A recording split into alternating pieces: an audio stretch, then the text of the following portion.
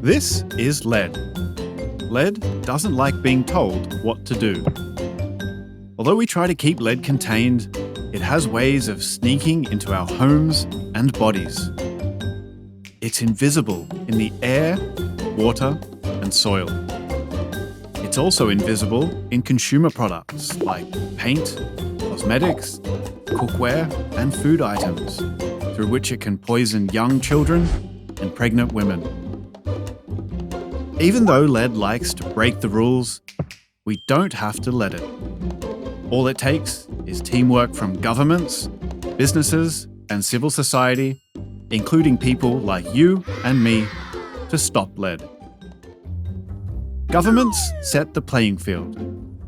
Every government must know if children have dangerous levels of lead in their blood. They must then put together a plan to work across agencies to end lead poisoning in children. Governments need to eliminate the non-essential use of lead in consumer products like paints, cosmetics, toys, and spices. This may take new laws, regulations, and enforcement. And governments must require that lead is managed safely by industries so it doesn't leak into the environment. More health workers need to be trained to identify and treat children with lead poisoning. Governments need to track down the places where lead comes from and eliminate sources of childhood lead poisoning for good. Governments need help. The private sector needs to step up and play by the rules. They need to comply with laws, commit to quality control, and change their practices to use safe alternatives to lead. Once they've found ways to control or avoid using lead, companies can share this information with others so that their best ideas, practices, and techniques can spread.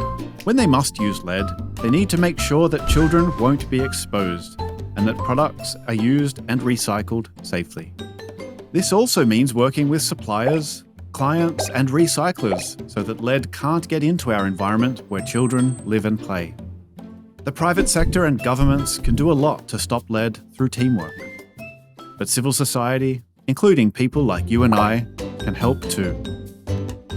Communities can share information among themselves, making more people aware of the sources and dangers of lead, and encourage governments and the private sector to take needed steps to lock down lead.